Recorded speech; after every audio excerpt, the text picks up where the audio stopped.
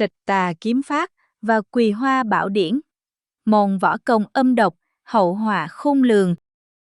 Trong tác phẩm Tiếu Nhạo Giang Hồ của nhà văn Kim Dung, bao trận chiến tương tàn, hận thù phải trả, tham vọng bá chủ võ lâm giữa các cao thủ như Tả Lãnh Thiền, chưởng môn Tung Sơn, Nhạc Bất Quần, chưởng môn Hoa Sơn, đều xoay quanh việc tranh giành pho tịch tà kiếm pháp của nhà họ Lâm, chủ Phước Oai tiêu cục. Trong khi đó, đệ nhất cao thủ võ lâm, chưởng môn Nhật Nguyệt Thần Giáo Đông Phương Bất Bại lúc này đang danh trấn thiên hạ với môn võ công xuất ý thần kỳ, nhanh như điện chớp, Quỳ Hoa Bảo Điển, đâm mù mắt đối thủ.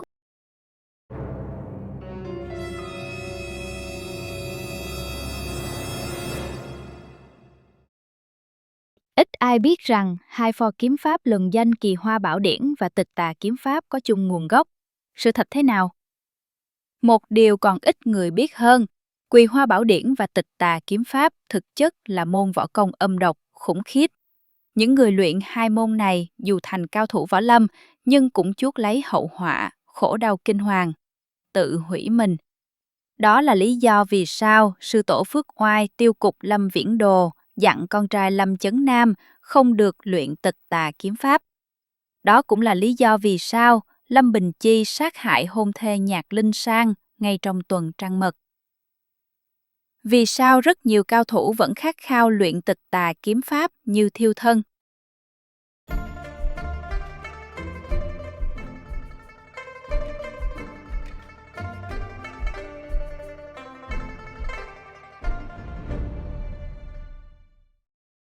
Nguồn gốc ra đời pho Bảo Điển Quỳ Hoa. Quỳ Hoa Bảo Điển là một pho bí lục, trong đó chết những môn võ học tối cao vô thượng, đặc biệt chuyên về kiếm pháp.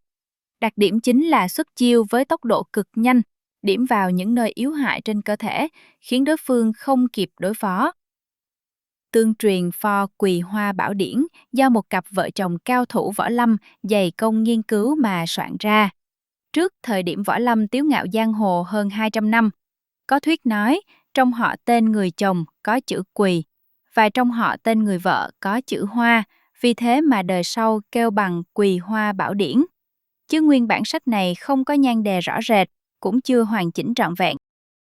Đôi vợ chồng Quỳ Hoa ban đầu mối ân ái mật thiết, hứng khởi mà biên soạn Quỳ Hoa Bảo Điển. Nhưng sau cũng vì việc sáng tác bí lục này mà thành ra xích mích. Bộ Quỳ Hoa Bảo Điển soạn ra vào hồi hai vợ chồng đang tráng niên cường lực, võ công đang độ tối cao, như vầng thái dương lên tới giữa trời. Sau khi xảy chuyện xích mích, hai ông bà cũng đã lớn tuổi. Họ ẩn lánh phương nào mất biệt, không ai thấy tung tích đâu nữa. Từ khi xảy ra xích mích giữa hai vợ chồng, pho bí lục võ công cũng vì vậy mà chia làm hai bộ riêng.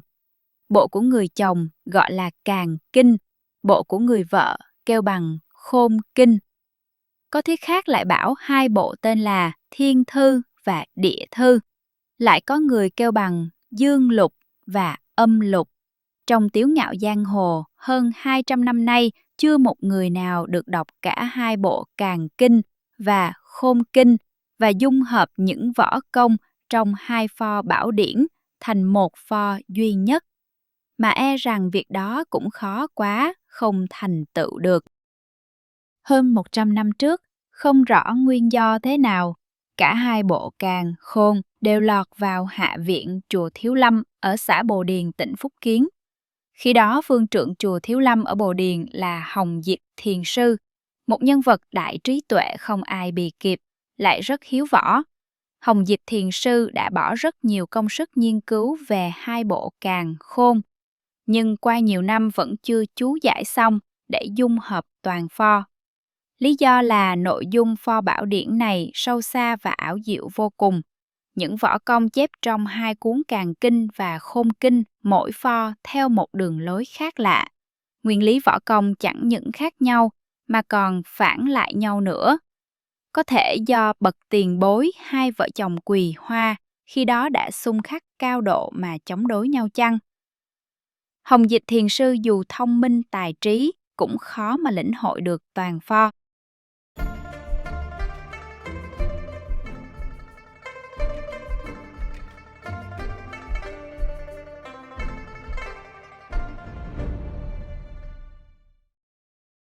Huynh đệ Hoa Sơn trộm bảo điển, chia hai phe, khí tông và kiếm tông.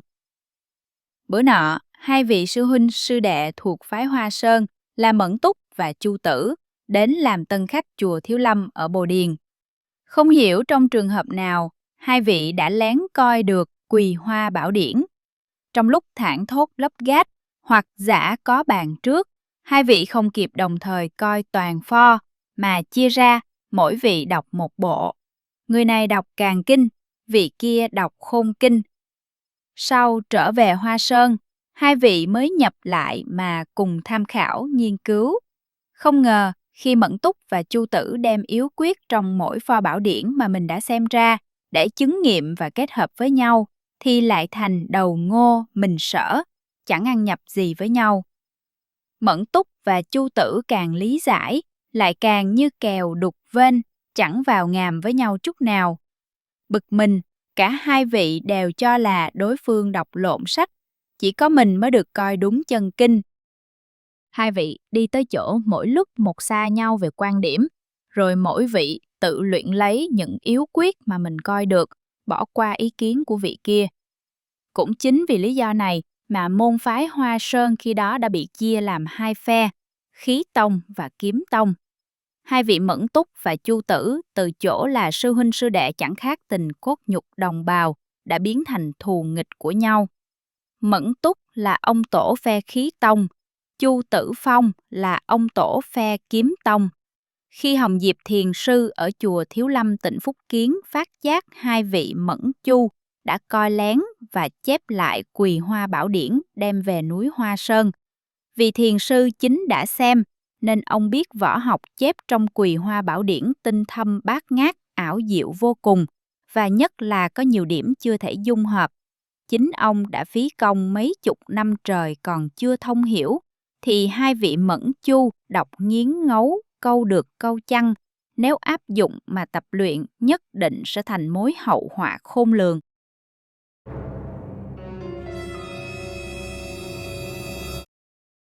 Hồng Diệp Thiền Sư liền phái vị đệ tử đắc ý nhất của mình là Độ Nguyên Thiền Sư lên núi Hoa Sơn.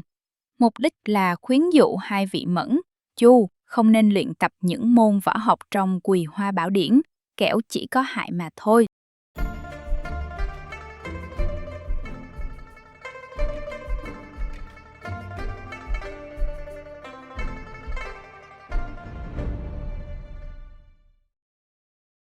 Độ Nguyên Thiền Sư bị Quỳ Hoa bảo điển mê hoặc, xuất gia luyện võ. Và đâu Độ Nguyên Thiền Sư đi chuyến đó lại xảy chuyện bất ngờ. Minh Độ Nguyên Thiền Sư lên núi Hoa Sơn rồi, được hai vị Mẫn, Chu rất kính trọng và thừa nhận đã coi lén pho Quỳ Hoa bảo điển. Một mặt, hai vị ngỏ lời tạ lỗi, một mặt đem những môn võ học trong kinh mà mình chưa hiểu ra thỉnh giáo Độ Nguyên Thiền Sư. Họ đâu biết rằng chính Độ Nguyên Thiền Sư cũng chưa từng được sư phụ Hồng Điệp Thiền Sư truyền thụ môn võ học trong bảo điển. Khi hai vị Mẫn, Chu trình bày lại những môn võ học chép trong bảo điển, Độ Nguyên thật sự không hiểu gì hết. Nhưng Thiền Sư lanh lợi buộc miệng giải thích theo ý nghĩ của mình. Đồng thời, Độ Nguyên cũng ngấm ngầm ghi nhớ võ công bí kíp nghe được vào lòng. Nên nhớ, Độ Nguyên Thiền Sư là một tay bản lãnh cực cao, trí lực hơn người, nên khi nghe lão diễn giải kinh văn một tràng dài rất trơn tru, thì hai vị Mẫn, Chu khâm phục lắm. Độ Nguyên Thiền Sư những hôm ấy đã âm thầm học lại kinh văn trong bảo điển từ nơi hai vị Mẫn Chu. Có điều hai vị Mẫn Chu đã chẳng nhớ được bao nhiêu, mà lúc thuật lại cho Độ Nguyên Thiền Sư còn giảm đi một ít. Độ Nguyên Thiền Sư ở lại trên núi Hoa Sơn 7-8 ngày, rồi từ biệt ra đi. Nhưng Thiền Sư không trở về chùa Thiếu Lâm ở Bồ Điền. Không lâu sau, Độ Nguyên Thiền Sư xuất gia, lấy tên tục là Lâm Viễn Đồ, và luyện thành Quỳ Hoa bảo điển. Chẳng mấy lâu sau, Lâm Viễn Đồ danh trấn giang hồ với 72 đường tịch tà kiếm pháp, đã bại rất nhiều cao thủ võ lâm. Như vậy, tịch tà kiếm phổ của nhà họ Lâm thực chất có nguồn gốc chính là từ Quỳ Hoa bảo điển vậy. Sau đó ít lâu, Hồng Diệp Thiền Sư nhận được phong thơ của đệ tử Độ Nguyên Thiền Sư. Độ Nguyên nói mình đã không nén nổi lòng trần, nay đã quyết ý trở về cõi tục, nên không còn mặt mũi nào trở về gặp sư phụ nữa. Nghe nói, vì vụ này mà giữa Hồng Diệp Thiền Sư cùng phái Hoa Sơn thành ra có nhiều mối hiềm khích. Cùng khi ấy, việc đệ tử phái Hoa Sơn đã coi được Quyền Hoa Bảo Điển cũng đồn đại ra ngoài giang hồ, không ít kẻ để ý, thèm muốn.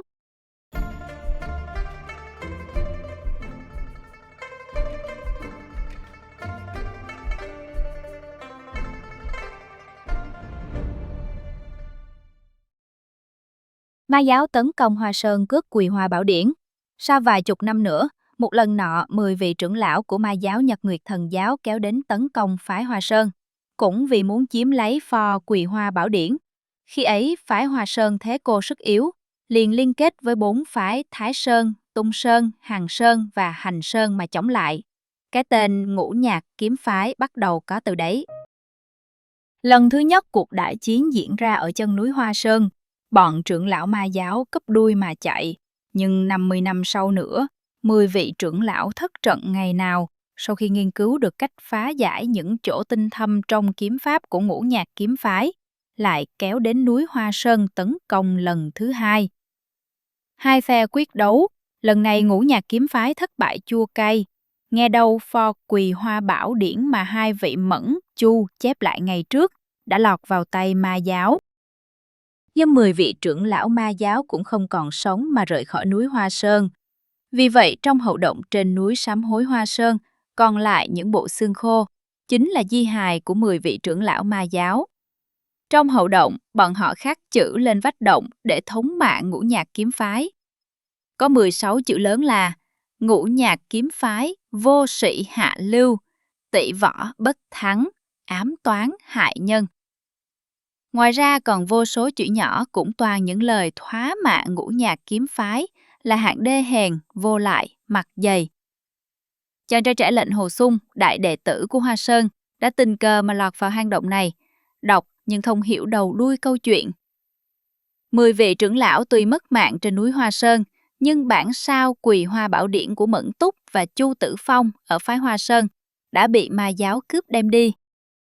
Nay trước thời điểm võ lâm trong tiếu ngạo giang hồ, giáo chủ ma giáo là Nhậm Ngã Hành, phụ thân của cô gái xinh đẹp Nhậm Doanh Doanh, người yêu, lệnh Hồ Xung, đã cố ý truyền cho Đông Phương Bất Bại bộ Quỳ Hoa Bảo Điển này, với mong muốn y luyện vào sẽ chuốc họa vào thân khi thấy y có âm mưu chiếm ngôi giáo chủ của mình.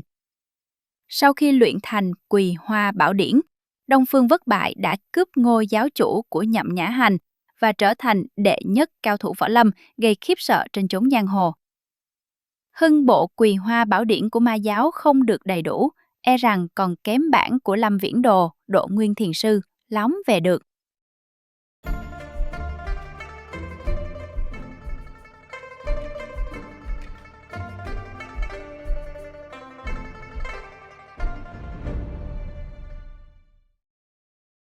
Lâm Viễn Đồ lập Phước Oai tiêu cục và sự ra đời của Tịch Tà kiếm pháp. Lại nói về Lâm Viễn Đồ, chính là Độ Nguyên Thiền Sư nói ở trên. Sau khi hoàn tục, lão lập ra Phước Oai tiêu cục, chuyên nghề vận chuyển, áp giải hàng hóa vật phẩm quý hiếm. Lão đã dùng 72 đường tịch tà kiếm pháp để trấn áp bọn tầm thường. Phước Oai tiêu cục cũng nhờ đó mà phất lên, thành thế rất lớn trên chốn giang hồ. Độ Nguyên Thiền Sư, nguyên ở họ Lâm. Sau khi hoàn tục, lão lấy lại họ cũ, tên đủ là Lâm Viễn Đồ. Có điểm cần lưu ý là Lâm Viễn Đồ tiền bối lấy vợ sinh con rồi mới sáng lập ra Phước Oai tiêu cục. Khi ấy mới luyện tịch tà kiếm pháp. Vị Lâm tiền bối này lập thân trung chính, tuy ăn cơm của tiêu cục nhưng làm việc nghĩa hiệp, cứu giúp người.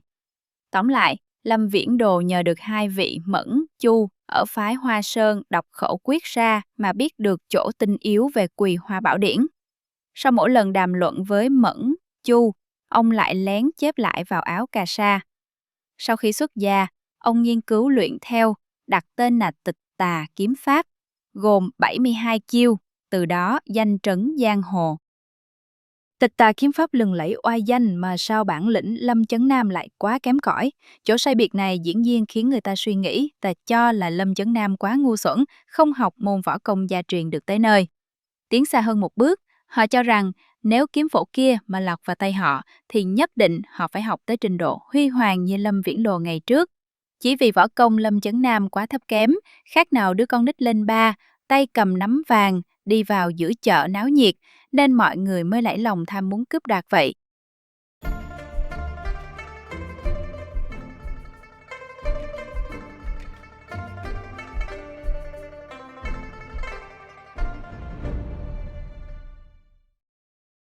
Âm mưu thâm sâu của Nhạc Bất Quần trưởng môn Hoa Sơn.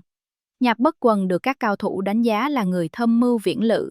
Trong Tiếu Ngạo Giang Hồ, y đã chiếm được pho tịch tà kiếm pháp vào tay mình qua việc lấy được chiếc áo cà sa của Lâm Viễn Đồ trên người đại đệ tử Lệnh Hồ Xung khi chàng ta bị trọng thương ngất đi. Tuy rất nhiều cao thủ võ lâm đều ham muốn chiếm lấy tịch tà kiếm phổ đang lưu ở Phước Oai Tiêu Cục, lão lùng Dư Thương Hải, trưởng môn Thanh Thành chính là người đã hạ thủ ra tay trước tiên. Tuy vậy, họ Dư tuy da mặt dày mà trí óc lại vụng về, nên kết cục dù gây ra vụ thảm sát ở Phước Oai Tiêu Cục vẫn đành trắng tay.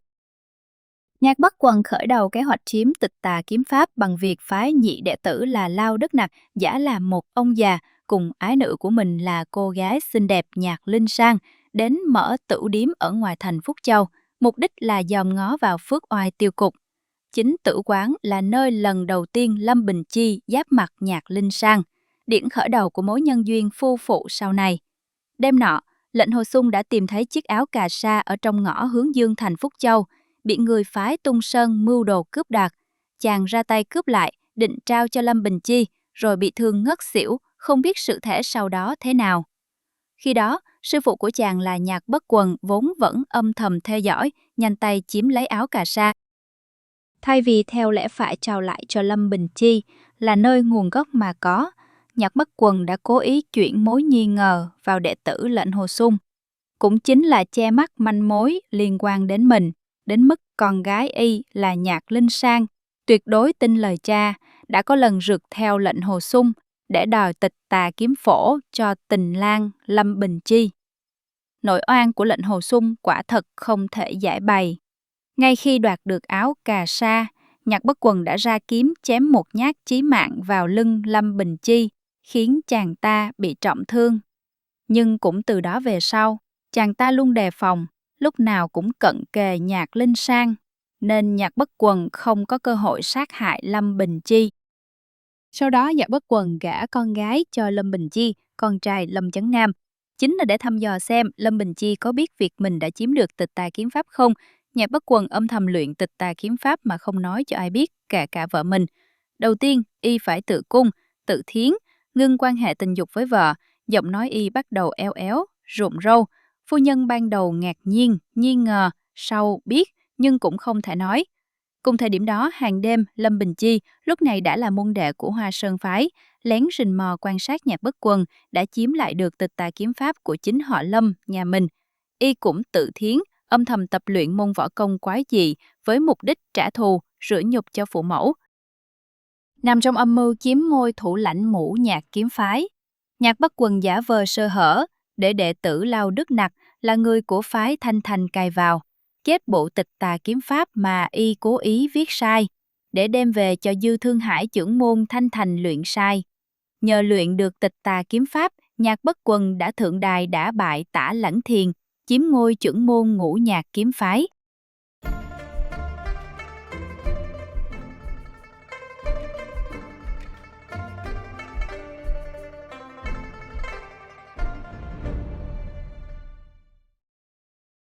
Di ngôn của cha bị Lâm Bình Chi bỏ qua. Để luyện tịch tà kiếm pháp, cửa ải đầu tiên và cũng là khắc nghiệt nhất là người luyện phải tự thiến, tức là bị mất đi nam tính, không còn có thể quan hệ tình dục, giọng nói the thé, ăn mặc màu mè, thích son phấn, yêu người đồng tính, ghét phụ nữ, tính tình thay đổi, trở nên tàn độc, vân vân. Trong Tiếu Ngạo Giang Hồ, Đông Phương Bất Bại, Nhạc Bất Quần, Lâm Bình Chi đều có dấu hiệu như vậy, và họ đều có kết quả bi thảm, tàn khốc, tự hủy hoại mình.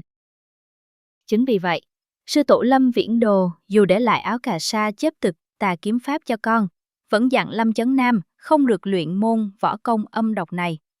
Chính vì Lâm Chấn Nam vì nghe lời cha mà kiếm pháp của Phước Oai tiêu cục từ chỗ lẫy lừng trở thành thảm hại, kém cỏi trên chốn võ lâm. Trong giây phút lâm tử, do bị Mộc Cao Phong bức bách, Lâm Chấn Nam nhờ lệnh Hồ Xuân dặn lại quý tử là Lâm Bình Chi. Nội dung gồm 2 ý. Một là đồ vật cất ở trong ngôi nhà cũ ở ngõ Hướng Dương thành Phúc Châu là vật tổ truyền, phải giữ gìn trông nom cẩn thận. Vật đó là tịch tà kiếm pháp chép vào tấm áo cà sa.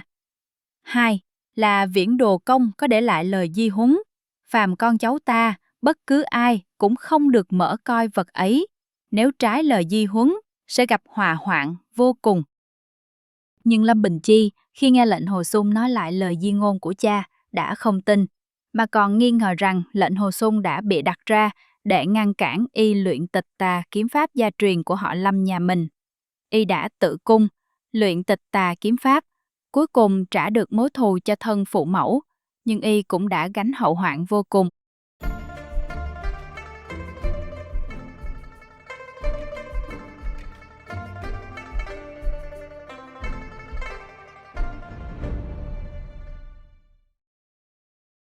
Kết luận, Quỳ Hoa Bảo Điển và tịch tà kiếm phổ không chỉ là những pho võ công lợi hại, mà còn là biểu tượng cho dục vọng của con người, mưu đồ, phản bội và cả sự hy sinh đau đớn.